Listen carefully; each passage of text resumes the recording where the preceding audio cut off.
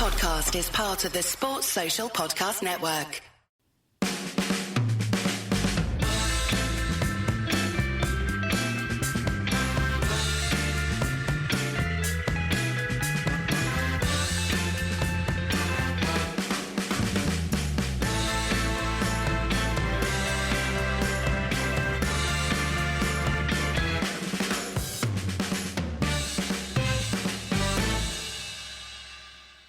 Okay, Daniel, mixed results for the teams this weekend. United women lost in the cup final, FA Cup final. The men, pretty routine win against Wolves.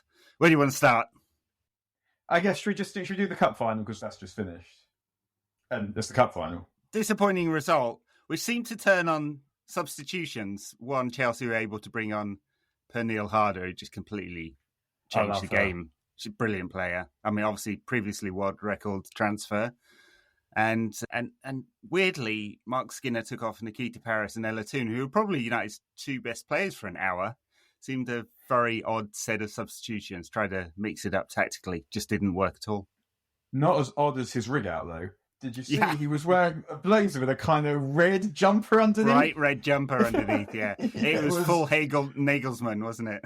But it wasn't even proper red. It was that kind of off Liverpool red rather than that blood, bright, gorgeous United red like it's meant to be. It was almost like verging on the rust, and he got the defeat his rig deserved, I would say. But I felt like it was one of those games where quite early on, I wasn't watching it carefully, unfortunately, because I was covering Everton City for work. So I had it on another screen, but it felt like we've all seen those games a lot of times, usually with United playing the Chelsea role, where the inferior team, and I say inferior, there's not a lot in it between those teams. It's almost more the inexperienced team, I would say, is all right for a bit and plays well for a bit, but they don't take their chances, and then they get punished by the team that knows how to win. Well, that's right. I mean, it's United men's in the late 90s in Europe, right? Or mid to late 90s. I don't think United have beaten Chelsea since the club was reformed 5 years ago. We get a lot of these results. I think this was probably the most competitive of the fixtures I've seen. They got battered earlier in the season, didn't they? They did, yeah. And they were really in this for an hour, and they had chances in the first half and just couldn't take them. And even that chance late on for Leah Galton, who couldn't really dig out a shot, where it all went kind of crazy in the 6-yard box. And they'll regret that, of course. But it did really change with Pernille Harder. She immediately found spaces that other players didn't. And obviously managed to find the ball in for Sam Kerr to score the winner. Football Writers of Player of the Year, Sam Kerr. Which is nuts. Which is absolutely nuts. I mean, Sam Kerr's a brilliant player. But Player of the Year, not anywhere close. Yeah.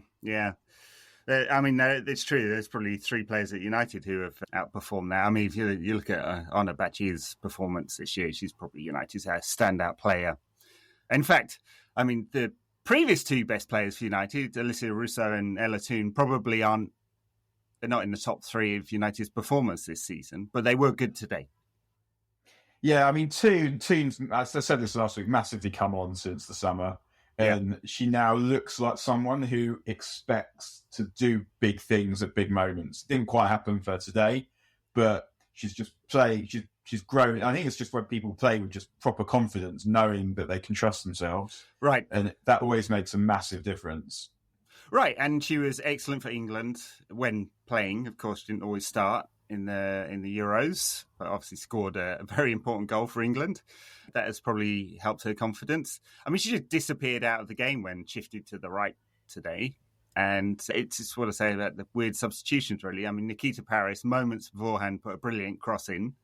Russo just couldn't quite reach. Was very dangerous. Not been brilliant this season by any means, but I thought it was quite effective today. And then suddenly Toone was shifted out to the right. United changed to a 4-4-2 and basically couldn't get the ball again.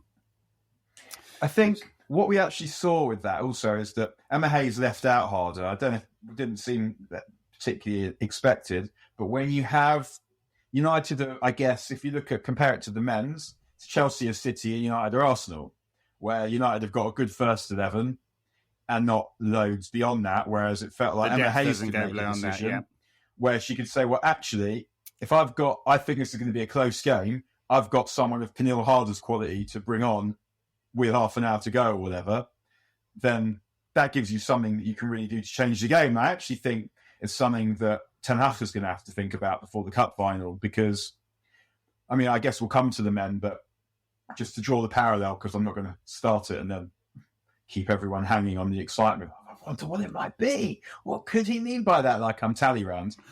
I think if I was picking the team for the cup final, I would be extremely tempted to play Rashford at centre forward and Garnacho on the left. Oh, yeah, because it's pointless having Garnacho to bring on with 70 to go if it's 3-0 at that point.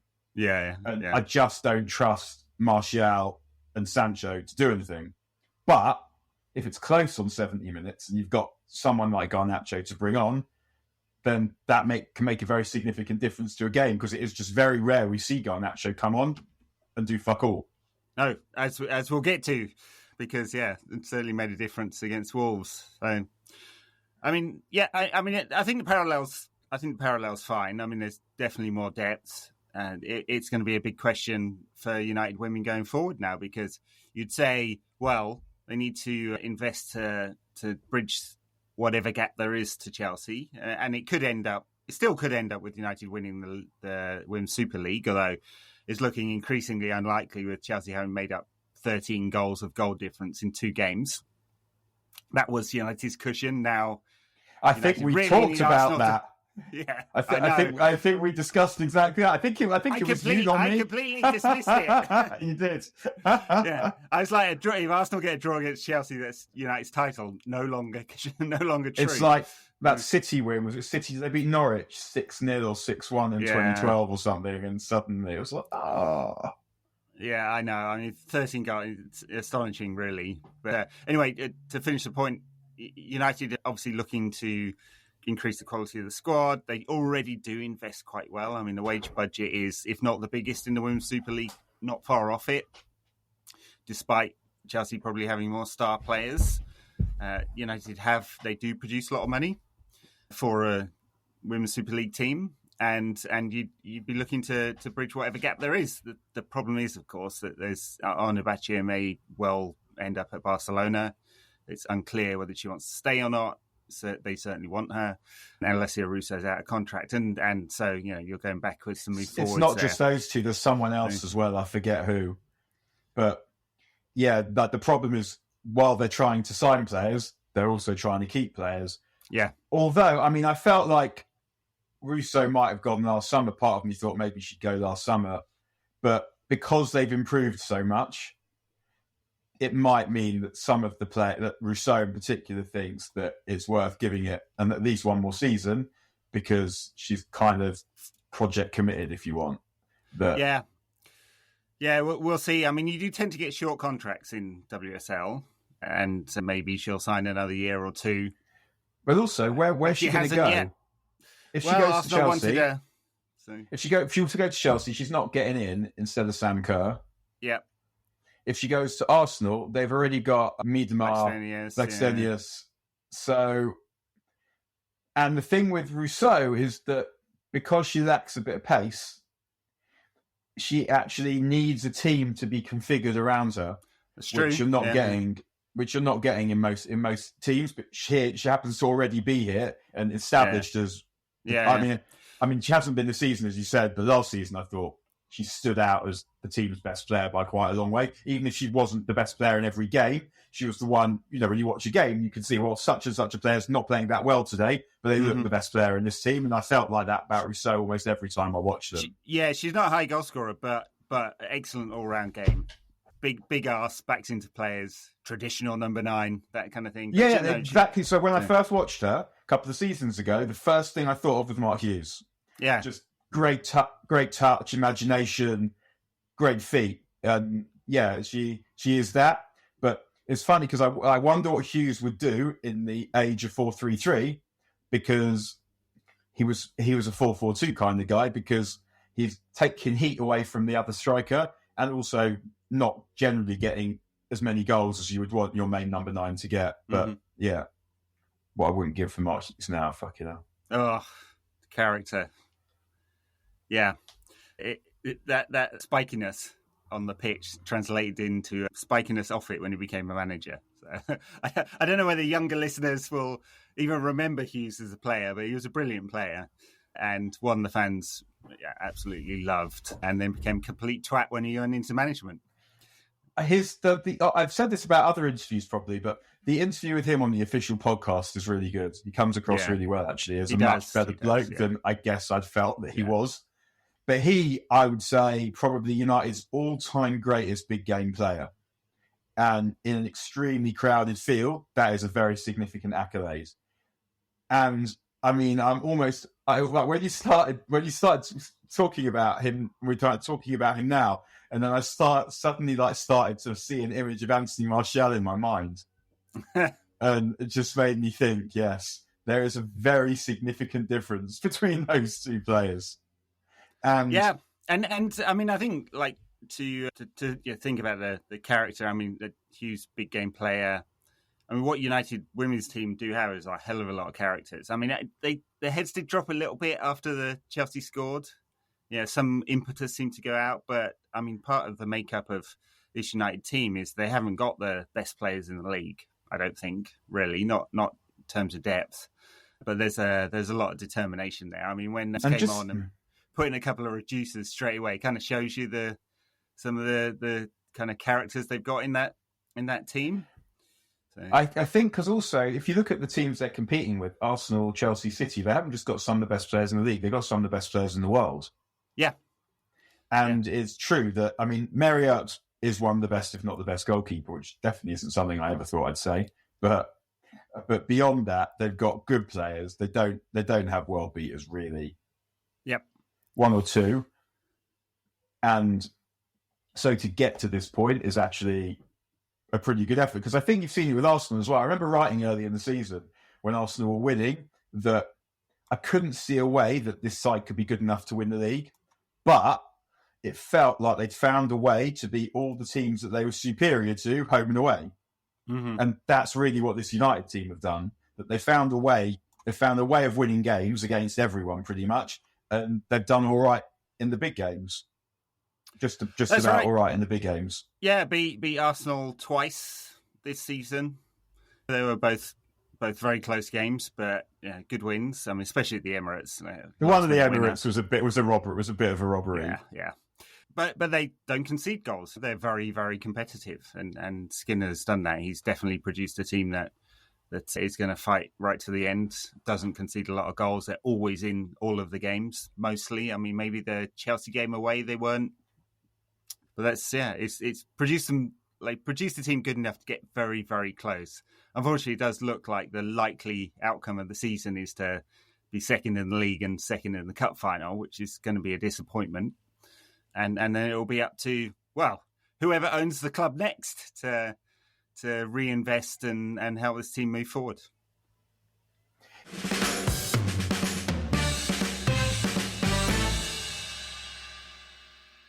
Which takes us into that takeover situation. So, What has changed since last week? I guess more information that it seems that Radcliffe is going to win. Seems like it, yeah. And more people who were pro Radcliffe a few months ago suddenly saying full sail or not at all. And I'm afraid full sail or not at all means I am pro the human rights abusing state owning Manchester United Football Club. I mean, it's undoubtedly true. I mean, I, let's say, have had some offline conversations with some people about this one to try and work out what's going on. Because I've been a little surprised that the prominent protest group, 1958, done very, very well to unite fans around a single theme, which is get the Glazers out, which hasn't really, I mean, there have been big protests. I've stood on protests and carried banners and all that kind of stuff over the years, but the group have really, really organised people around recent protests very, very well, but refused to say anything on the takeover except this idea of full sale or nothing at all. Or I think they put out one tweet saying, if you get in bed with the Glazers, you are a Glazer. And honestly, I found it kind of childish, really. I understand the emotion behind this, why people don't want anything to do with the Glazers, but the likelihood is if Ineos do win this bid in the structure that is kind of been leaked out, the Glazers won't have any say in things. They're going to own like 20% of the shares. They'll be investors. They I assume, are riding the next owner's investment into infrastructure and perhaps the team. We'll see. And hoping that the share price will rise and they can cash out a bigger number later. And then they get rid of their troublesome siblings, Edward, Darcy, Brian, and the other one, whatever they're called. Yeah, exactly. It's like, anyway. So I think that's what, I don't think we need to like make a big fuss about that. So I think there are a few prominent commentators on the internet who are making that point. Goldbridge the other day was like, they're still here, the Glazers. And I just doesn't make any difference. It's the Glazers owned shares in United before 2005. That's right. And they had no say really until they got enough shares. And like Lintel Train and the other investment groups, they don't have any say in how the clubs run. It's just it's just an investment. It's like, I've got some Apple stock. I don't have any say in how Apple's run. I can't give Tim Cook a call and go, fucking hell, the iPhone 14 shit, isn't it? Right, there are small stakeholders now, as you say, and it will be annoying to see the Glazers continue to make money off United, but that is better than the alternative, because at some point you have to. It's not a perfect world. You're not going to get everything, and it does seem like a choice. It's a binary choice in the end. And yes, it might be a choice between a heel to the solar plexus and a boot in the balls. But one of those is better than the other one. And good analogy there. And Jim Radcliffe is not a good bloke. No, and not just because he's got that hair either. He's not a good bloke. For me, he's probably, because he wouldn't actually be damaging the club. It's a vanity project, right? This is another thing think we need to say about Jim Radcliffe. Number one is that his company is worth a phenomenal amount of money, and so is he.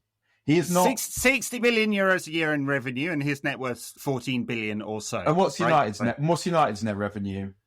About 550 million. 400 million. It may be 600 this year. Yeah.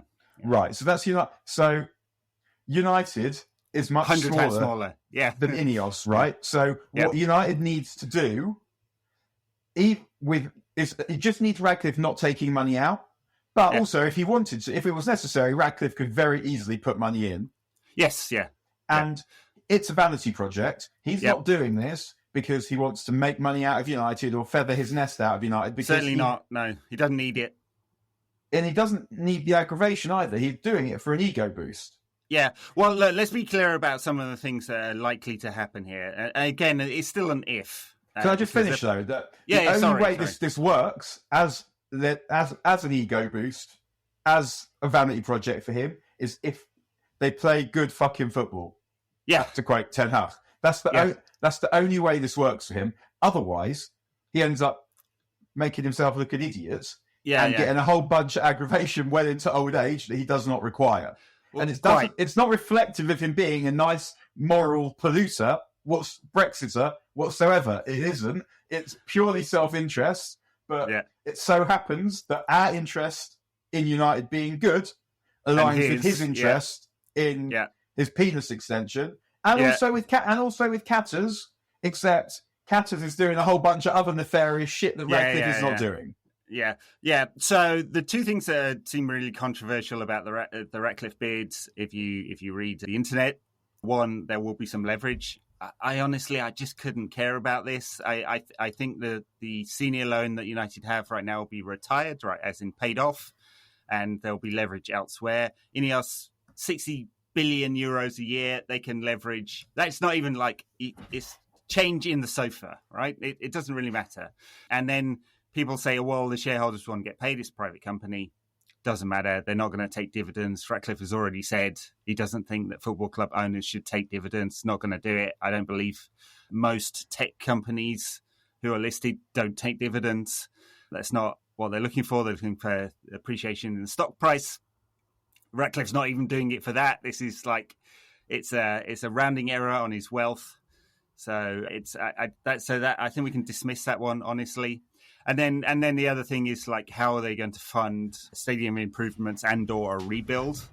And I think that will again come from a capital raise, but you're raising money in order to in order to pay down, in order to generate new money, right? So I'm not even bothered about that either. I don't think. Can I ask a question? Yeah, go for it. Yeah. So is it the case, right, that if they leverage the buyout, so they take out loans, is the reason not simply because it's cheaper than doing it any other way? It's not because it's they're not looking. Well, so the Glazers borrow money to buy United because they were poor. Because they didn't have enough money of their own to put in. So they effectively used the club's money to buy the club. So they took massive loans off the banks, and then what they did was they loaded their own personal debt onto United's books. You can't do this anymore. So the United then pay off the debt for them.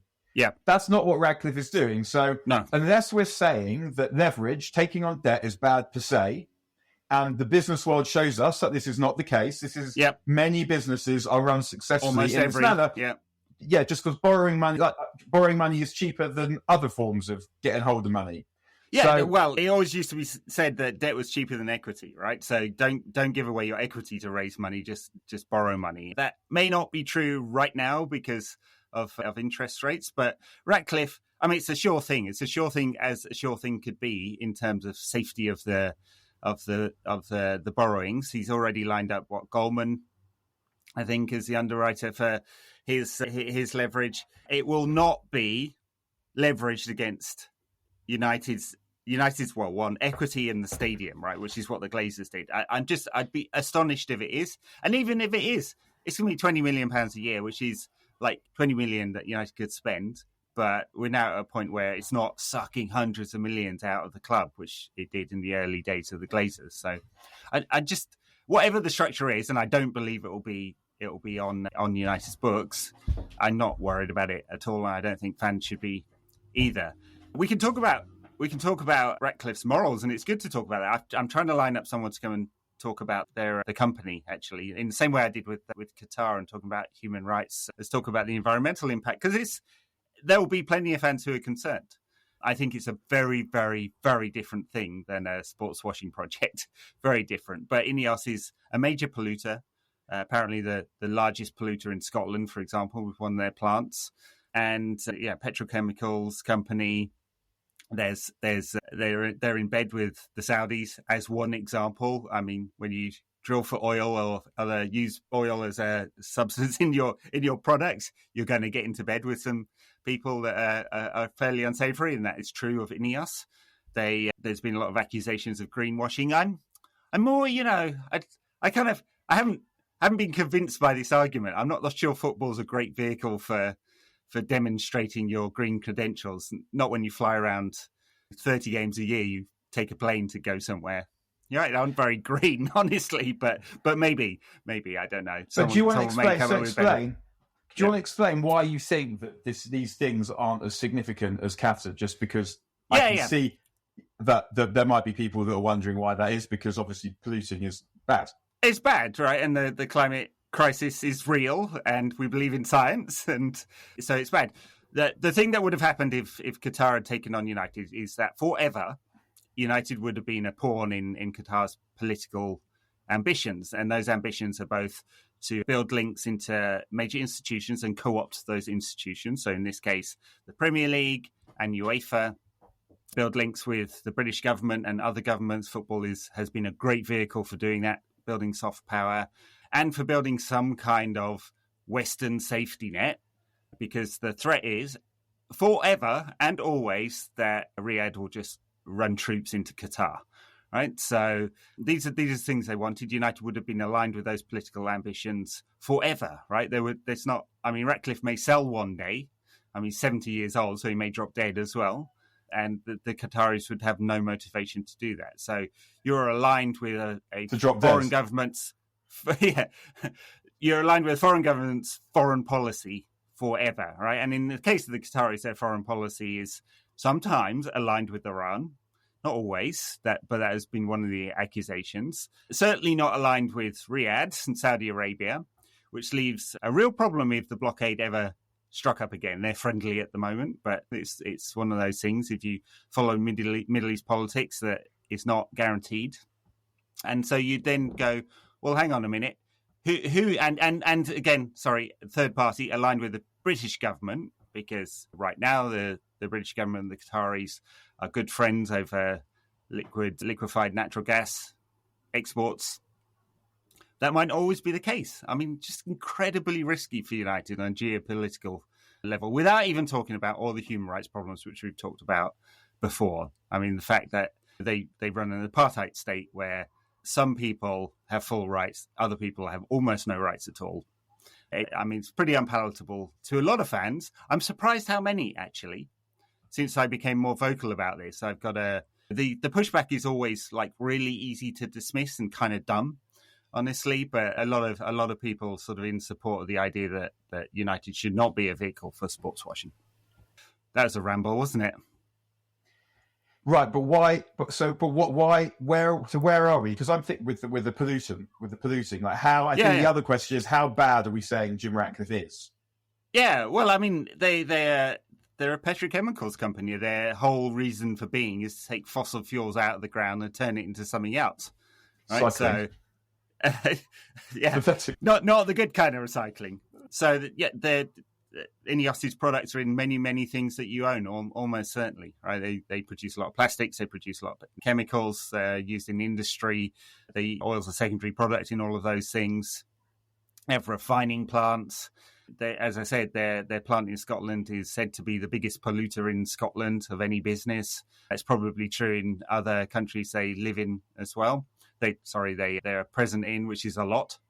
So they had a horrible fire at their Texas plant. They've been accused of not respecting worker and union rights. So this is not a good company, but it's not a purity test, I don't think. But it's not a brilliant company. As I said, I'm going to get some people on to talk about that in more depth. But I don't think we should be like walking behind banners of Jim Ratcliffe and have posters of Jim Ratcliffe in the Stretford End and some kind of hagiography lionising him. Like, we don't have to do that. I think it's okay to talk about what he is. He's a Tory and a Brexiter. And the thing that seems to piss people off most about him is that he had a Chelsea season ticket at some point. I don't know why he had a Chelsea season ticket. I think he lived in West London at some point and he probably used it to entertain people or whatever. So anyway, not a great guy. But there are levels. Literally, yeah. There are levels. Okay, so I guess what I'm really driving at is, and I'm not even asking you this, I'm probably asking myself this. If it's Ratcliffe and not Qatar, is Ratcliffe not appalling enough that I would then go back to Old Trafford? Yeah, I don't think he's appalling enough, but other people would have a different view of that. People who are climate activists, probably this is an existential crisis and we're killing the planet, and he's at the forefront of doing that killing, right? So it's not about activism, is it? Then I think, because we're not climate activists, but do we agree with the climate activists? I mean, yes. I mean, the science says that we're warming the planet, and these guys are part of warming the planet. I'm not saying that they're definitely not the only people. I mean, Western capitalism is the driver behind this, right? But these are the epitome of Western capitalism: exploit resources and people in order to make tons of money. What a time to be alive! I mean, I guess it's good. When has it not been like this? In fairness, well, yeah, true. So but then, and I guess so. What I'm saying is, not being a climate activist doesn't feel, to me, when I'm thinking about what I might do, it doesn't feel relevant here. I'm not a climate activist because I'm something else. But the reason I'm not a climate activist isn't because I don't think the climate activists are right and pursuing a just cause. Because I think the thing that we also forget about with sometimes, I don't know, when we talk about the climate, isn't just in an indeterminate number of years, our grandchildren's or whatever are going to get burned, die potentially. It's that between now and then, there's going to be some nasty shit going down, and the people that are going to suffer from that are the people who are basically least well placed to do anything about it, economically, socially, financially. It's going to hurt. It's going to hurt people. It already is hurting people very severely. Yep. So that is the thing. That's all correct, and I think we do have to have that in mind. And again, we don't have to have banners and walk behind the banner of Jim Ratcliffe when protesting, right? We don't need to do that. It's like we've had a long list of owners, some of whom are better than others at Manchester United. I think the Glazers have been particularly shitty and incompetent, and mostly incompetent. And what we're hoping with Ratcliffe is, okay, not a great guy, don't agree with his politics. Maybe, I mean, I'm sure there's some listeners who do, and well, they often drop into my DMs and tell me they do not agree with my political positions, and can't I just shut up and dribble, sort of thing. On United Rewind, we were followed by a Tory MP, nice. Robert Halford. Not for long, I blocked him. I said to the producer and to Smythe, who I was doing it with, "Are we having this?" No, we're not having this. No, like, you don't get to enjoy the stuff that we're trying to do when you're trying to make life more miserable for the most vulnerable people in society. Ain't going out like that. It's like still memorably. But look, what we will get with Ratcliffe is, I mean, we will get access to resources, and there's no reason why investment won't be made in the stadium. Taking the leverage off United's asset means there's something else to leverage against, and probably that will be the way, unless he just wants to stick $1 billion to $2 billion of his own personal cash into building a new stadium, which I suspect won't be the case, right? We're going to get someone with deeper pockets anyway than the Glazers, and access to more finance than the Glazers to move the club forward. We don't know that him and the Ineos Sports Group are competent. We don't have a lot of evidence. I mean, it's not like OGC Nice are doing very well at the moment. They're not, really. But then we don't have any evidence, really, that Qatar know what they're doing either.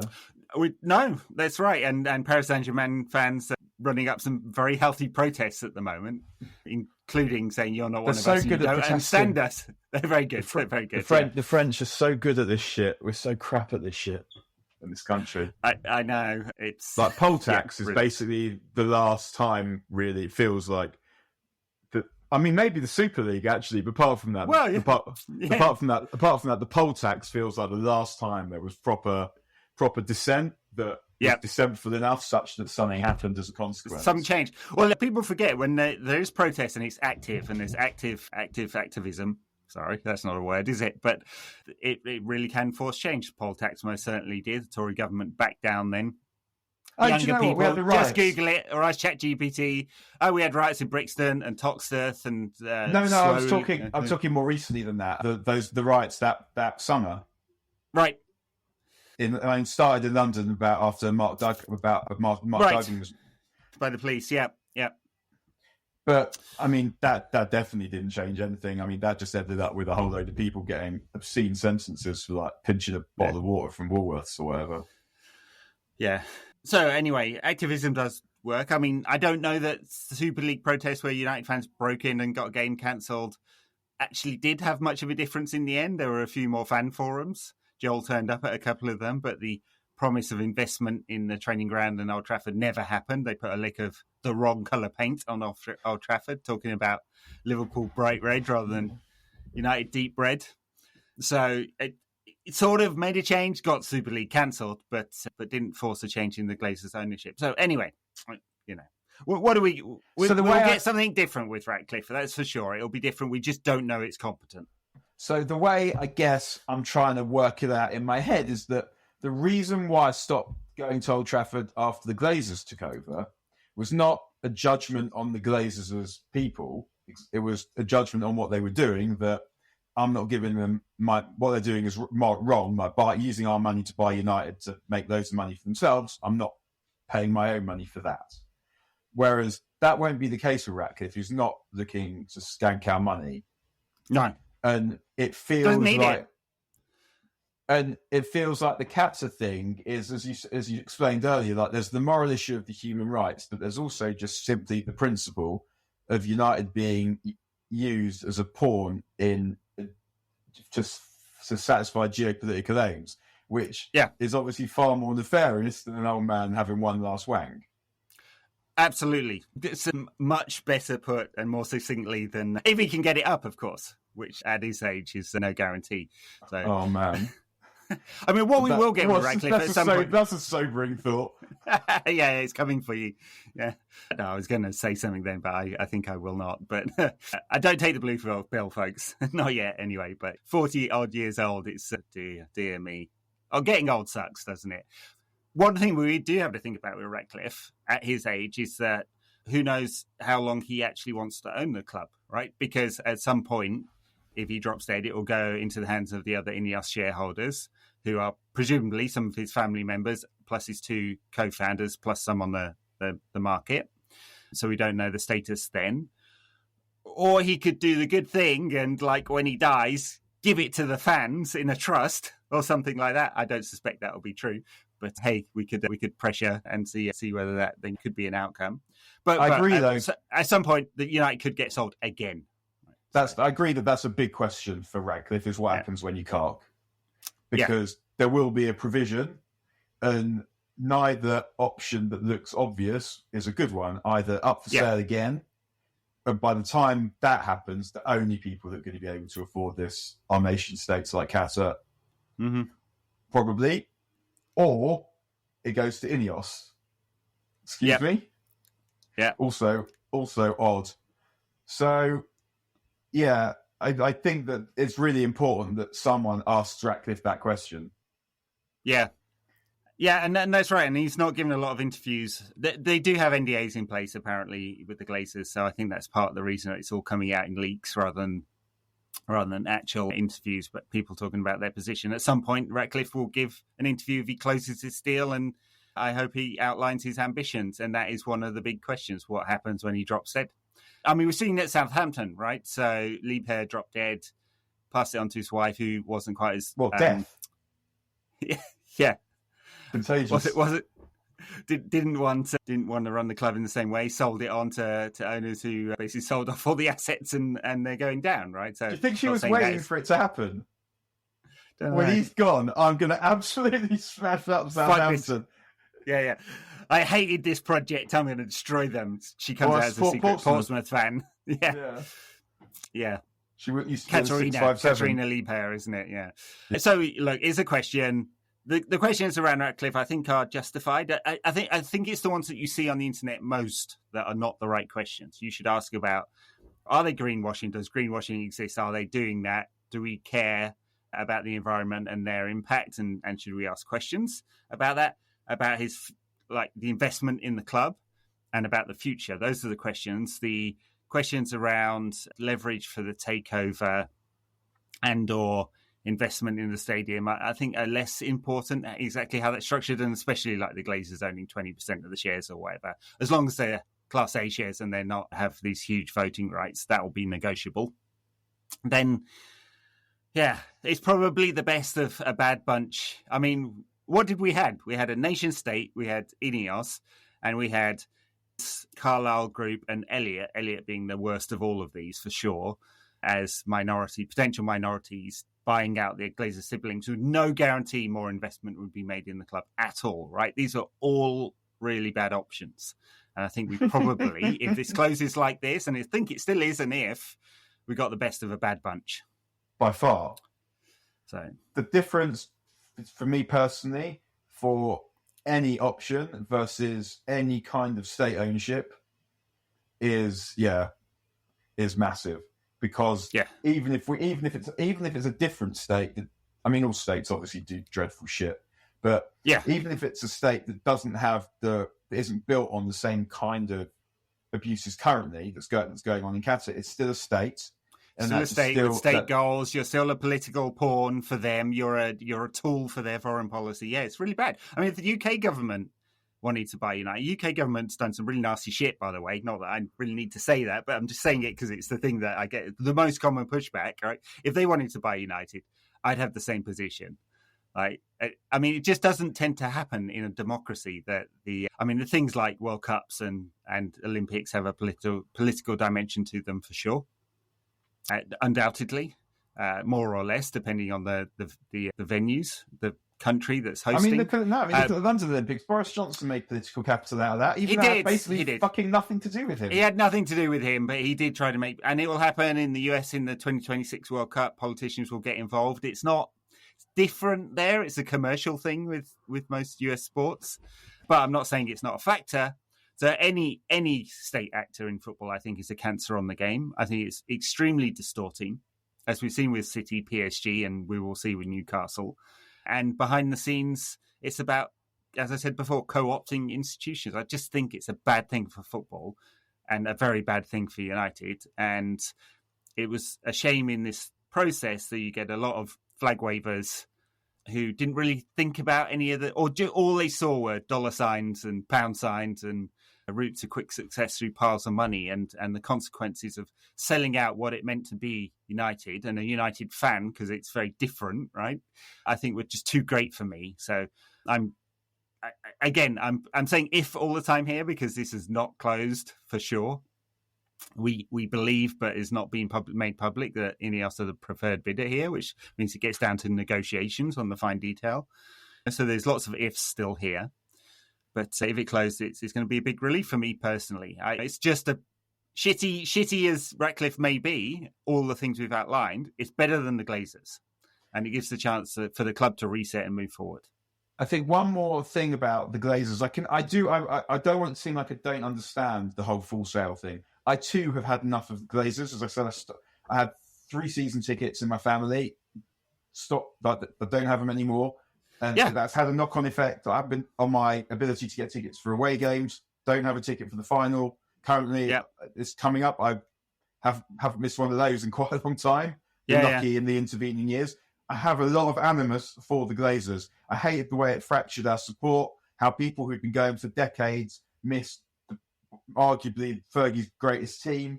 I feel still pissed off about that now. Pissed off for myself, pissed off for everyone else who missed it, and people who stopped going altogether, who've been going a lot longer than I had. So I do understand that there's an emotional aspect to getting the Glazers out, that it would mark a clean break, it would mark the end of this fucking dreadful situation. Yeah. But for me, the emotional getting rid of the Glazers totally doesn't operate on me in the same way the emotional aspect of United being owned by human rights abusing state forever and ever is like it. I can make the compromise with the Glazers and Ratcliffe much more easily than that. Which that's one thing is about football really, and me and the other thing is about things that are much more important than football.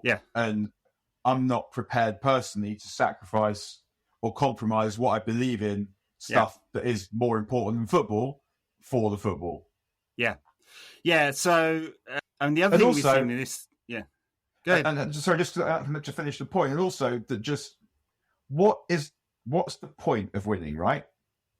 Number one, think about when United were winning everything. When United winning everything in sight, if you said to me, "What are the greatest league? What's the league titles that United won under Fergie, the 13 of those, which ones do you love the most?" It's a really, really easy answer. 93, 96, 99, 03, and 07, and 13. Why? Because the year it came after losing the title, after losing the title the year before. It's all I don't want United to win everything all the time, because it's not enjoyable in the same way. I want it to be a contest. And when it happens, I want it to mean something. I don't want it to mean we've got the richest state.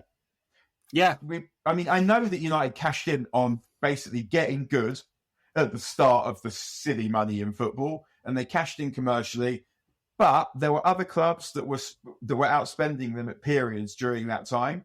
And in some ways, I'm even more attached to what Fergie did towards the end because of the financial restrictions. That sort of, although it was his own fault, that sort of made his achievement as a manager worth even more, that he was doing that. And if you look at even what Liverpool did to win the league, that's a ridiculous achievement. I hate to say it, obviously, but taking a league off that City team, I know they still spent a lot of money, but they also spent not a lot of money buying some brilliant players. That's a much more significant achievement to me than everything. I fully agree. No, I fully agree. What does it mean? I mean, I know City fans, like, they attend the stadium and they enjoy it and all of that kind of stuff. I'm not taking it off them, right? But like, dig a bit deeper. What does it really mean when you're a fantasy team league for human rights abusers? And by the way, not that I'm ranking abusers. The UAE is much worse than Qatar, and Qatar's bad, right? So when it comes to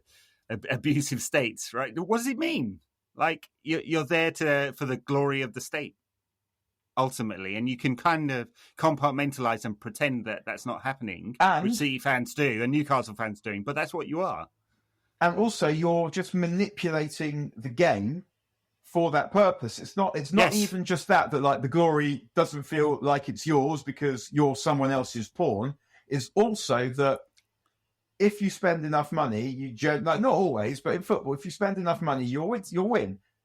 PSG haven't won the European Cup yet, and City haven't won it yet either. But on a yearly basis, those teams are dominating their leagues. And there's only one reason why they're doing that. There's good things that happen after that. Same way that Eddie Howe's done a good job at Newcastle, but there's still that one thing that without it, there'd be nothing. And it's the money. It's the fact that you can spend money that other teams can't compete with. You can afford the best lawyers to cover up anything that maybe you shouldn't be doing. And then it just becomes this whole structure. And it doesn't, at that point, it doesn't matter how good the football is, because obviously when you've got all these things put towards making the football good, you'll make the football good. But if you think about the Fergie teams, I remember like buzzing off Fergie's fledglings who weren't any good at all. Who weren't actually that good, who weren't any good at all. When you're watching the Class of '92 come through, when all that stuff means something, because it feels like there's a moral worth to it, trying to do the right thing. And City it's just not, it isn't that. Yeah. One other point to make, I think it's an important point. The difference between City and Paris Saint-Germain is around competence of ownership. City have very clearly got it right. They do get most purchases right. They've put the structure in place very, very early. Yes, they've cheated on the financial fair play, or at least accused by the FA on 117 different counts, I think it is. I can't remember. It's over 100 anyway. Same with Paris Saint-Germain as well. But the difference between the two of them is that the competency of the ownership was clearly much higher with City. It's a big question for the future of United. I mean, is Dave Brailsford going to parachute in and start telling John Murtough and all the football people at United how to run things? We don't know. I mean, it's certainly been an accusation. So, there are things coming up that will be big questions. The competency of ownership really does matter, but at least it's just your average shitty billionaire and not an abusive monarchy. So it's just a completely different thing. That was good. That was fun. Enjoyed that.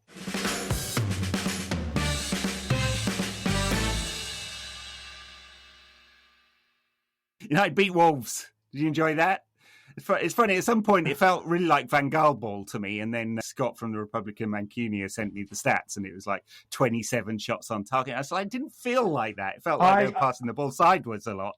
When they showed the stats at half-time, I think it was, and I thought, really? Like, Wolves had one shot, and United had about 15 or something. And too, it didn't feel exactly like the game I thought I'd watched, because we weren't getting that close to scoring. But one thing I did think, I was watching it, and I said to a mate that we can't sustain the attacks.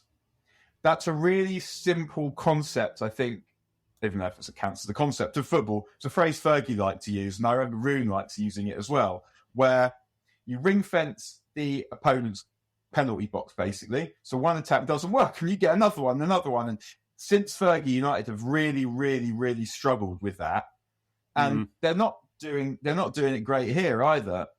But then I said to a friend, need to sustain the attacks, can't sustain the attacks, and then 3 attacks in a row, goal.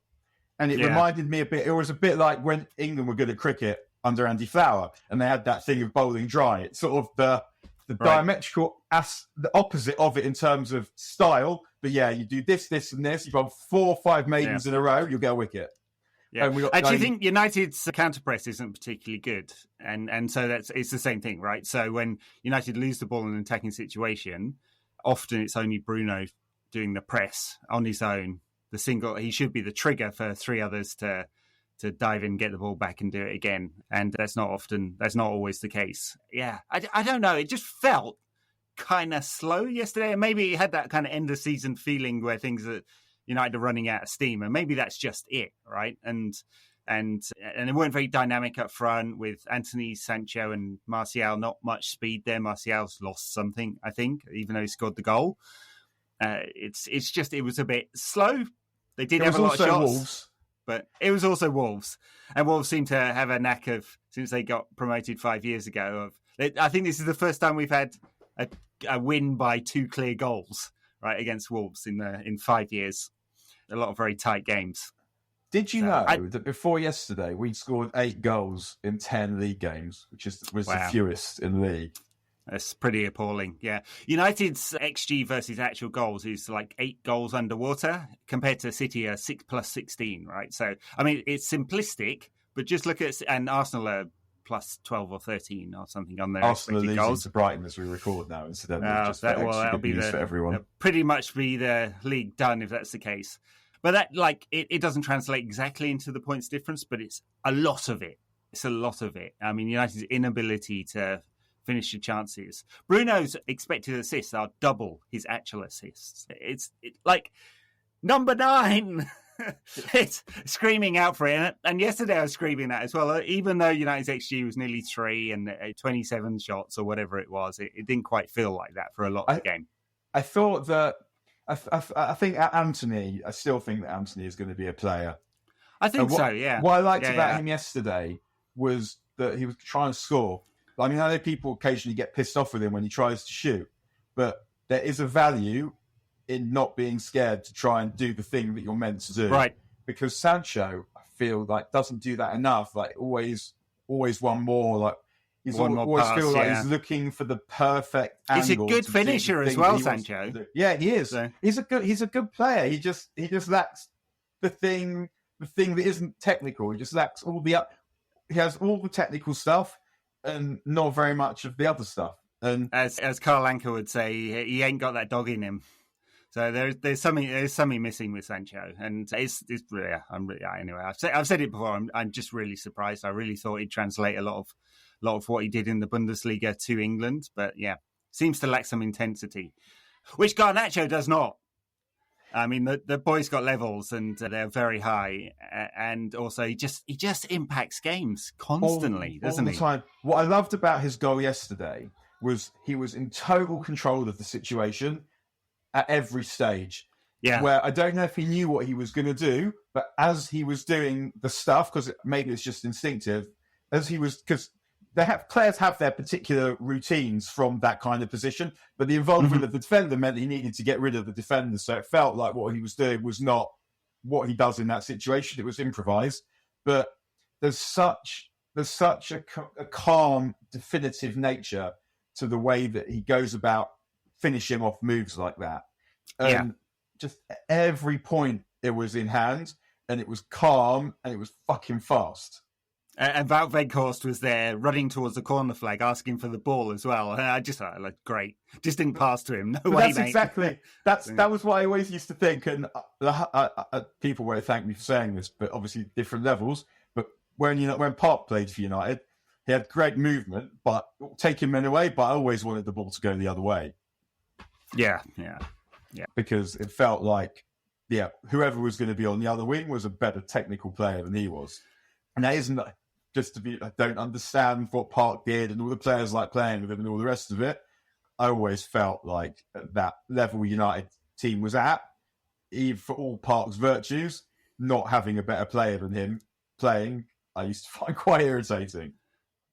Yes, well, 2012 in particular, where he played against City and should never have done in that, where Vincent Kompany scored the winner and it pretty much turned the tide of the title. So still haven't forgiven Fergie for that one. Forgiven him for most things. It's 10 years since he left. So. But also on Garnacho, I think we haven't really talked so much and people haven't really noticed like what a miss it has been not having him. Because although he doesn't start a lot of games, and he just when he got injured, I think it was just after he'd had his best game in which he'd started. But also, he's got United out of the shit a few times. Yeah. And they haven't had... And every time that they've been in the shit recently, and you've looked on the bench and thought, Sancho, Weghorst, Martial, you know that is unlikely. And much as we sort of criticised Ten Hag substitutions recently, he's not had loads to work with. Suddenly, he's got this kid, and he's electric. Mm-hmm. And he's done it so frequently, given the amount of games he'd have. And this is back to what I was saying about the cup final. I would be extremely tempted to start him in the cup final and see if Stones fancies going into midfield then. Yeah. Well, that's right. Complete different dimension. Very, very direct. Obviously, you can play the through ball as happened against Wolves as well to him because he's quick over 20 yards and a very good finisher. Just very, very mature on the pitch. So, yeah, excellent option for United now and really killed off Wolves yesterday with that goal. Because it was getting a bit nervy, wasn't it? I mean, it's 1-0 and you're like, at 1-0, are United going to fuck this again as they did against Sevilla and Tottenham? I mean, even though Wolves weren't very good yesterday and it really looked like scoring, it just takes one, doesn't it, when you're only the one up. So. It was nervy because it was 1-0, not because of anything that really was happening in the game that suggested anything was going to happen. The Wolves had that. They had a little period. Was it like start of the second half, around the hour mark where I was surprised that we didn't bring Fred on sooner for Eriksen, and Fred was excellent when he came on. Actually, it was very rare you see that kind of Fred cameo. You see like some of the worst you've ever seen, but I thought he played well when he came on. But other than that, Wolves didn't look like they were going to score, which reminds me that Varane back. Yeah. Made a big difference. He just knows where to be, and he's so dominant in the air. Yeah, not only having the quality in defence, also shifting Luke Shaw out to the left back helps a lot. We've missed him there as well. Yeah. We've missed him there going forward. And I know that Ten Hag loves a left-right foot combination, but it's much more important to forego that and get Shaw back at left back. And I think that this is the best combination of back four. You could play Shaw and Varane, but I think that any left back, what you lost by not having Shaw there, would be putting Shaw into the middle. That doesn't seem like the right balance to me. But then, as I'm saying this, I'm thinking about Lindelof getting ragdolled by Haaland. And then I'm thinking... it could be anyone getting ragdolled by Haaland, to be honest. But Shaw the physical strong. match...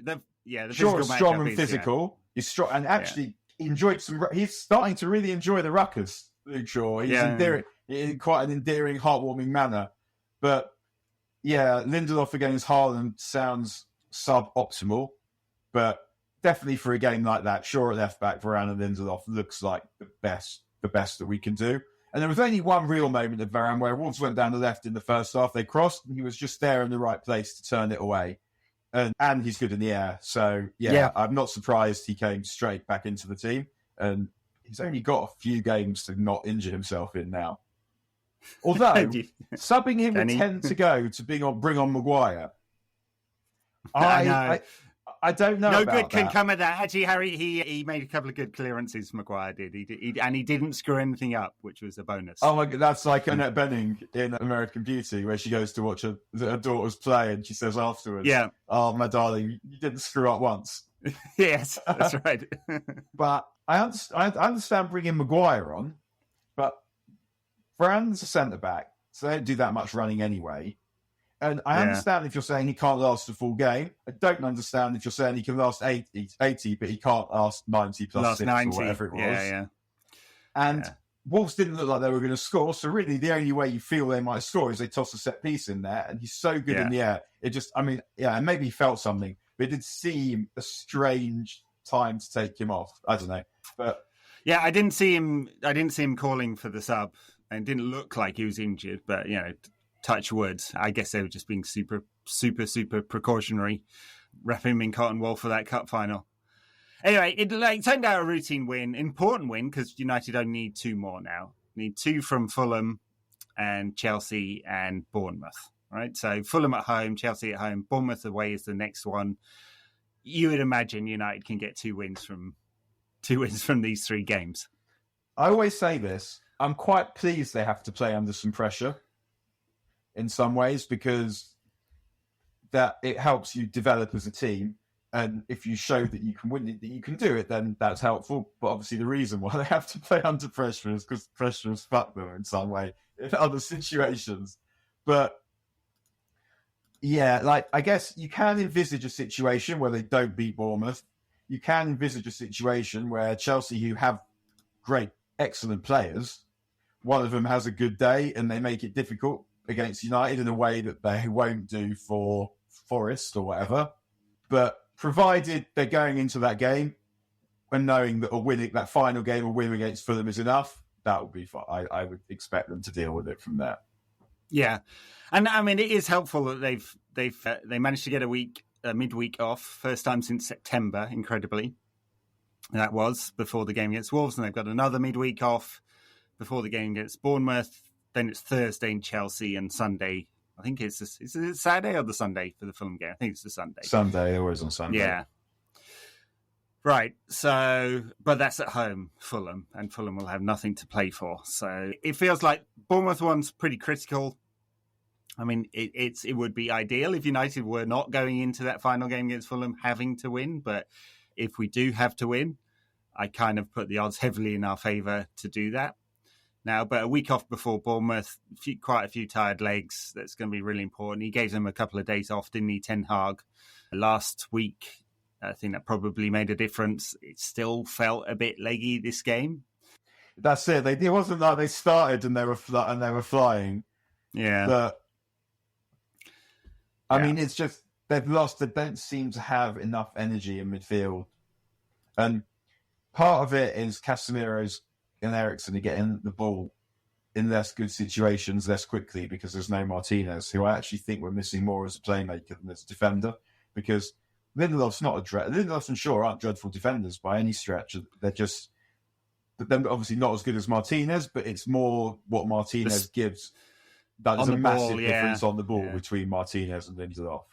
Speed that he moves the ball, it does make a difference in where the positions and when and the timing of getting the ball. Actually, Wolves had more possession than United in that first half. And I mean, in recent weeks, Casemiro has started to look his age. It was a concern. He may well play, even with the number of suspensions he's had, the most games in the season he's ever played. I think I'm right in saying that. And he kind of looked like it. And Eriksen can't last more than an hour before he flags, which is a massive concern, obviously. So, because you have Fred, and you don't know which Fred you're going to get when he comes on. Yeah. So, yeah, we must sign a midfield player in the summer. And I think ideally, I mean, it needs to be someone. If you could find a player who would get into your first team ahead of Eriksen, who would then succeed Casemiro, like that might be the kind of player you're looking for. I guess I keep saying this. It depends how good Ten Hag thinks Iqbal and Mainu are going to be, and how quickly he thinks they might be available to play a proper part if they are indeed good enough. It seems like my guess is that he thinks they are. Just the way you see him talking about Mainu, and to him on the pitch, and he's been training with the first team all season, basically. After the League Cup final, and also that they're bothering to teach Iqbal a different position. Yeah, makes me think that they think those two can be players. But I guess if they're 2 years away, it's not very helpful at this point. No, that's right. And you do need to do something about it, and then worry about them subsequently. But if they're less than that away, then you want to make sure there's a pathway there for them. Very good. Bournemouth next weekend. God, United are going to win this one. Bournemouth are crap. Oh my God, I've said that so many times over the last decade. I mean, the thing is, they're not that crap. They're not so bad that they're going to go down. They are safe, but it's not a particularly impressive team. And United have to win. It's just the record away from home is so bad. You just don't trust them. You don't trust them on the road. But surely, when it really matters, they're not going to blow it. No, I don't think we're going to blow that. But I watched Leicester against Fulham the other day, and Leicester aren't getting anything off Liverpool. No, the thing about Leicester, because I had that thing in my mind that Leicester ultimately do have a few good players, but the way that they defend is just unbearable. And yeah, there's much more chance they get a hiding than they do us a favour. Because I think if Liverpool were to drop points in one more game, then we would basically be there. Yeah. I mean, it doesn't. I mean, it doesn't seem like a Liverpool side that should win 11 on the trot, but they've won 7 on the trot now, or whatever, 6 on the trot. They are going to beat Leicester. Leicester are terrible. On which point, Newcastle have harder games than we do to finish off. Yeah, and I'm not sure. I'm not sure they're going to win all their 3 games. They've got to play Brighton, who are beating Arsenal right now. And Tottenham. Leicester. Don't they have Leicester as well? Can't remember now. Yeah, Leicester and Chelsea. Chelsea. Brighton, Leicester and Chelsea. Yeah. So, which they could drop points in. Who knows? Yeah. Chelsea, I'm not saying they're picking up in form, but they've had a couple of wins recently, haven't they? All right, folks, I think that's it. It's a long one, but thanks for sticking with it and ranting about the ownership. We might be near the end of that one. And we're near the end of the season. We can all have a rest over the summer. So, all right, catch you later, folks. Please.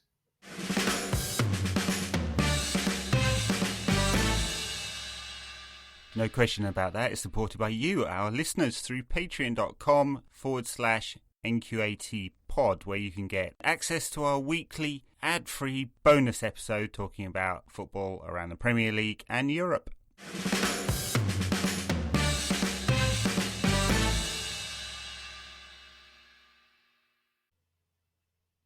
All right, this is the Backers content. We're going to talk about Champions League games, a tournament in which United hopefully are going to be participating next year. It's unbelievable. United's got to spend £1 billion in the last 10 years and have if not the biggest wage budget in the country, then maybe the second, and not regular participants in this tournament. But anyway, it was Real Madrid, City 1-1 at the Bernabeu, and Milan, Inter 2-0 to Inter, San Siro. Both pretty entertaining games, I thought. So I was surprised Inter beat Milan. Not as surprised as I was that fucking Henry Mkhitaryan. I know. Yeah. I mean, he does like Europe. He was brilliant that year in the UEFA Cup. That's right. Season that we won it. That's right. But one of those players, there are very few United players I have seen play who I have found it easier to forget are on the pitch. Yeah. I know. And there was a lot of excitement when he came. So there's something about the relationship between Dortmund and United. Doesn't quite work out, does it? But I mean, I thought, he had like pace, play off both wings, use both feet, skill. Just look. Also, it's not like he's played in seen some. Yeah, he's like come from the cold. He's not going to be like a Southern European. Then that kind of Southern European moaning about stuff like the weather in Manchester or whatever. Yeah. Like you're not getting that Di Maria situation. No, he just wasn't very good, it turned out. But did score in this one. And Inter just started really, really quickly. I mean, they're not particularly good sides. I think that's a part of the... Napoli got done playing probably 2 of their poorest performances of the season against Milan in that quarterfinal. They are a much better side. They wrapped up the Serie A this week. Incredible scenes in Naples. Just brilliant for them, and just a much better team than either of these sides, and would have given City or Real a decent game in the final. As it happens, I don't think Inter or Milan will do. They're not particularly good. Inter, I guess, have more firepower. Lukaku scored a brilliant goal last night, right? But if you think they've got Lukaku, who the European Cup final doesn't really sound like his kind of situation. He's more like he's been on the bench a lot recently. Charlton at home kind of guy. Is that flat, right? Yeah, which is quite useful. Yeah. I mean, Ronaldo was the flattest track bully ever. Yeah. It's helpful, but Lautaro is a good player. Barella is a good player. Yeah. So, and they've got some defenders, so it is possible, but I think they've got a better chance than Milan do. But it's not a particularly good Milan side. They were without Rafael Leao, who's obviously a really excellent player coming off the left. So they've got a good goalkeeper as well, Milan. Maignan, yeah. A good keeper. Yeah. But I think that, you're right what you say about Napoli. It was just that match happened, I think, just when they basically played their best football of the season. They were trying to get over the line. They're just like forcing their way over the line in the league. But they sort of shot their bolt and they were just hanging on. And I'm not sure that they would have given City that much of a challenge because I feel like they're in that sort of similar position to United. Well, obviously they're much better than United, but where you could watch them play and think, then you're not going to play this season as well as you have played earlier in the season. I guess it's felt a bit like that. Yeah. But, in a one-off game, way stranger things have happened. But I think Real Madrid feels like our best last hope, like Babylon 5. Okay, let's talk about that Real City game, which was, very high level. Really high quality. It was an interesting Ancelotti, the great tactician, did have Real sitting back and just soaking up pressure for quite a lot of this game. But it never felt like they were being dominated by City at all, did it? And then Vinicius did his thing. Brilliant goal. He's been really excellent this season, Vinicius. And it looked for a while that Real might get a win. Unexpected, perhaps. Given that this is not a vintage Real side. It's obviously aging in midfield. And yet it needn't to be. Yeah. Because they could play Camavinga and Tchouaméni, Valverde and Tchouaméni. Yeah. But it doesn't seem like Ancelotti really fancies the Ayatollah Tchouaméni. He does not. It's interesting because they spent 80 million on him, which it was a huge fee, and he is a brilliant player. They used to say Roy Keane was 2 players in one. Great defensive player, great attacking player, and there's some of that in Tchouaméni. He's definitely got the potential to do that, but yeah, he's not always in the team.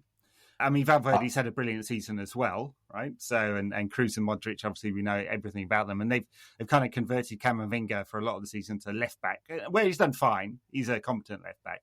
He could be a very good midfielder. But yes, interesting that Ancelotti goes with his tried and trusted for the big game. And watching them in the Champions League last season, it felt that I remember even the game against Chelsea where they somehow got out of that, but they only got out of it really. Well, I can't remember who he brought. I think it was when he brought Camavinga on and someone else, maybe Lucas Vazquez even, just because they were getting run off the pitch for Chelsea. And it was only when he got rid of, I think he binned Casemiro and Kroos maybe or something. And it was only at that point that they really got involved in that game against Chelsea. And it felt like it kept getting proved to him that, and then obviously he played that same midfield in the final and they won. So, because if you do that against City, Modric and Kroos, you're kind of trying to almost outdo them at what they do, but they've got players who are at their peak doing it. It just doesn't seem like it could work, but it almost did work in the first leg, like you said. Yeah, almost. Modric, they both came off, didn't they, Kroos and Modric, during this game. Modric, it's incredible Modric is still going at his age. He signed another 1-year contract as well with Real. I guess if you never had pace, then as we said, we're sharing them, and then it makes it less of an issue. Yeah. And Harry Kane makes it less of an issue when you slow down. I think the problem I found with Madrid last season, when it kept looking like they were going to lose, was that they had Kroos and Modric and Casemiro. Yeah. And you could have one or maybe two, but all three together made it seem like you made it a struggle for them, and somehow they made it work anyway. Yeah, and Valverde's got a ton of energy as well as he's scored a ton of goals this season. He's a great player, and especially when he's playing in midfield and not purely out on the right, I think he's much more dangerous from more central areas. But he gives the legs that Kroos and Modric do not. Remember that Kroos was coming to United until Van Gaal lost it up. Yeah. It's just like what an obscene piece of behaviour that was. Uh-huh. That man did more damage to United than any of the post-Fergie managers. When you look at what he did, he binned Johnny Evans for fuck all and bought Rojo, who obviously would always have the toast and charging into his dressing room with his top hanging off. But forget about how good he was. He's never fit. So a total load of bollocks. That he was one of United's bang for buck, one of United's worst ever signings. I would say. Who did we get under Van Gaal? We got Schweinsteiger, who was the Schneiderlin, who's fucking useless. Rojo. Then they swapped, got rid of Raphael to get Darmian. Yeah. Got rid of Hernandez and Welbeck to get Falcao. Yeah. It was just absolutely rotten behaviour. And instead of getting Kroos, he bought. Instead of getting Kroos, he got Moyes, who ruined our deal for Thiago, then went and redeemed himself by getting Kroos, and then Van Gaal decides he wants Ander Herrera. What are you talking about, man? I know. This is what I was saying on the main show earlier about competence, right? It really matters. And look at Spurs right now. 2 or 3 bad windows, and you fuck yourself for a decade. And United have managed to do that over and over and over again for the last 10 years. Just look at United's record on transfers. It's just, I mean, we can say of the last summer's transfers that Martinez definitely worked out. Ericsson mostly worked out. Mostly. Malacia. No, Ericsson. No, it's true. It's true. Yeah, he's not good enough. He's not good enough. We got him. Yeah, we got him because he was free. Yeah. So Malacia pretty good at that level.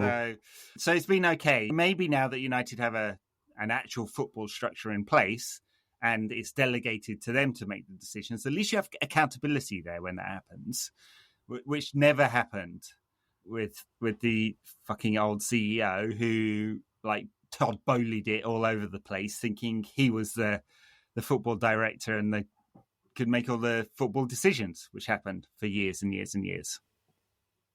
Anyway, back to City. It is interesting with Guardiola. He leaves out some of their best players over and over again, and I think he looks for real control, doesn't he, in these games? And yeah, I mean, I think we saw who he left out today. So he left out De Bruyne, and then he took off Haaland and Gundogan. So and they take Haaland off all the time, and he left out Stones. Yeah. So I mean, those and he left out Grealish. That's his first team. We more or less know what his first team is. It's Grealish now, not Foden. It is Grealish because Grealish is better at keeping the ball. Foden wants to beat three men every time he gets it. He's that explosive player, and they only want one of those in the team. So it is interesting when it comes down to the choices that Guardiola makes. He always goes for more control of the ball, slowing the game down, which they did quite effectively against Real, and retaining control because you're less at risk from transitions. You just once you've got the ball, you don't concede to you. So, and if you've got players in the right positions who are tactically aware, then the risk of it's even lower. And yeah, but he does it all the time. I mean, Foden's a brilliant player, but he's not a good fit in the team always. At least in games where they want to control the ball. Although I don't see why he couldn't do that. In fairness. Well, I think he might only want one of Bernardo or Foden. So Mahrez is sort of in that camp, although I think he's probably better on the ball. Yeah. Yeah, Bernardo's not the other one he left. So. Bernardo's the other one he left out. So yeah, I'm sure Bernardo will be the other player who plays. Yeah. But I think that the first time I saw Foden play was for an England age group team, and I immediately messaged the boys I go to United with saying, yeah, this guy's big trouble. Yeah. So he's someone I kind of felt that Guardiola would always find room for.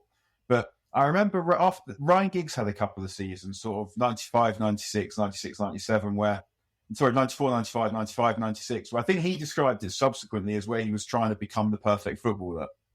So he broke through just doing the thing that he did, and then he was so talented that he start trying to think about the game, I think, and stop maybe doing the things. He also had injuries around that time, as Foden has, that made you that good before he sort of got his mojo back. So I don't know, maybe there's a little bit of that about it. And I was thinking about it today when I was watching the City game, and I was thinking, I wish Ryan Giggs had moved into midfield at his peak. And I know why he didn't, obviously. He was brilliant on the left. So how do you move someone away from there? But maybe when he got a little bit older, sort of, he stopped running flat out, because Fergie always thought he'd play centre-forward in the end. Yeah. And he wasn't a centre-forward because he's not a half-term player and his finishing wasn't good enough. Yeah. But he has some brilliant games in midfield towards the end of his career. Because the running with the ball, being able to beat two or three men in the middle of the pitch, and also his passing was incredible.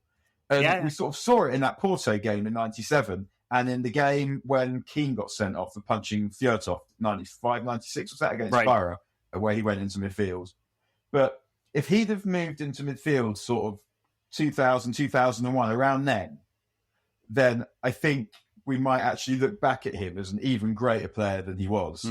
Because when he started playing there, when he was really old, he actually was better than I thought he could ever be in that position. Yeah. And that was when he was old and slow. Yeah. But if you've got younger, more dynamic Giggs playing in there, and I think maybe that's, I don't know, yeah. When Fergie didn't play him there, played him on the right in the 99 Cup final, Champions League final, he said afterwards that he was just worried about the burstiness and losing the ball, and that's why he played Beckham in there. And Beckham stunk it up in centre midfield in that game. He just wasn't very good at all. And Giggs was stuck out on the right. So I thought Beckham was one of our better players in that game. But I agree. The problem was, I thought that United's most likely route to a goal at that point was a Beckham doing something to get the ball into York and Cole. Yeah. And by putting Beckham into the middle, you took that option away from you, really. Because what had happened, I think, it's a guess, by the way. So I felt that against Blackburn, Fergie sort of trialled the team he was hoping to play in the final, which had, I think Blomqvist played on the left, and Giggs and Phil Neville were in central midfield, and Beckham was on the right. And I thought that was the team. That was what he was thinking about doing. Obviously, Butt was going to play, but that was what he was thinking about doing. And then Beckham played in central midfield when Keane went off in the cup final. Played well there, and I think Fergie changed his mind.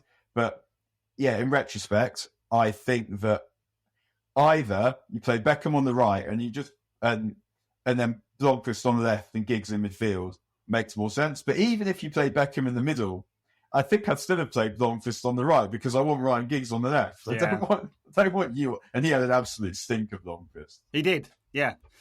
Anyway, the rest is history on that one, isn't it? But I think, what happened there? And I don't remember. I mean, there's a few clips around the last 3 minutes or something. So, City Real, second leg next week. Can Real do it at the Etihad? I mean, they can, but they won't. They can, but they're definitely not favourites for this. Yeah, I think they'll play fairly conservatively. I mean, I think that's what we've seen with this version of Ancelotti's Real. They're not perfect in midfield anymore. Benzema is not as dynamic as he once was. So he had a brilliant season last season, but not so much this year. I mean, I think that both sides City will be scared. But they'll be bricking it, City, because they know this is another chance. They know that there's not much waiting for them in the final. They know that the league is almost done, but the treble is available to them. So this is immortality for these idiots. Is there for them. They will be nervous, and Madrid will not be as nervous because their legacy is cemented. They know what to do, and so that gives them some level of advantage because something that City don't have. But I can't see it. I really, really want to be able to see it, but City have just hit the Vinegar strokes of the season, just at the right time, with some really good form. Yeah, nice visualization there. And there's the title. Yeah. There's the title. Brighton have scored again, 2-0 Brighton. So it's going to be down to us. We've got to beat them in the cup final, otherwise the fucking treble is on. Yeah, probably.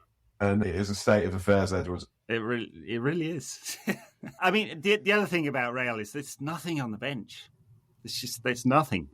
So they've been very. We expect them as a super club to be spending bazillions, and they did spend big on Tchouaméni, but they have been quite tight in recent years around their actual spending, and the depth of squad isn't there, and that's why they're behind a Barcelona side who's not perfect either. Yeah. So.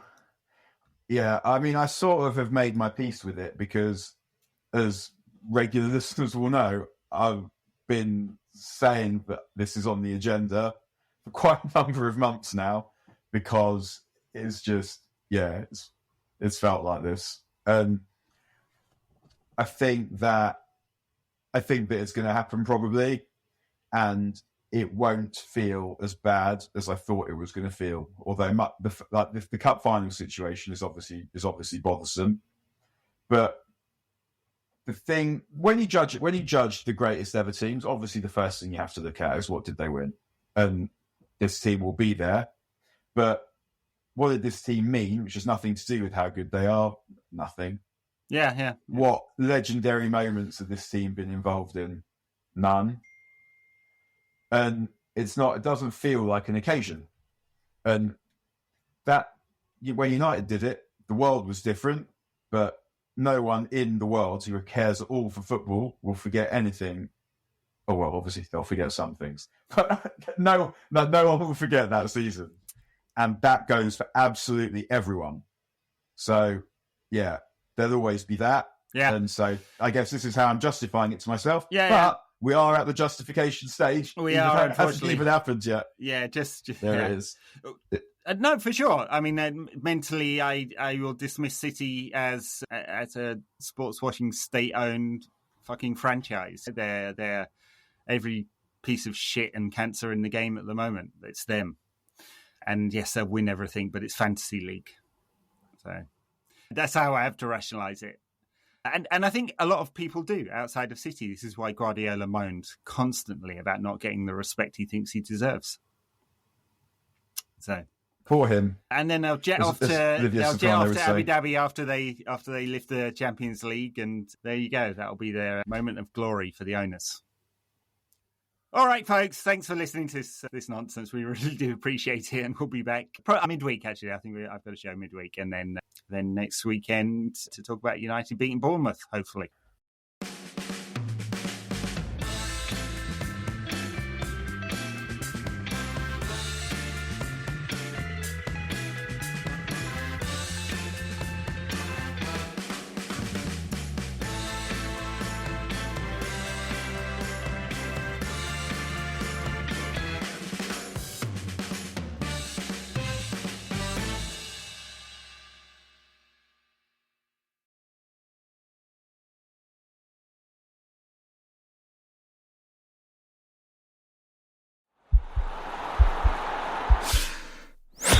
This podcast is part of the Sports Social Podcast Network.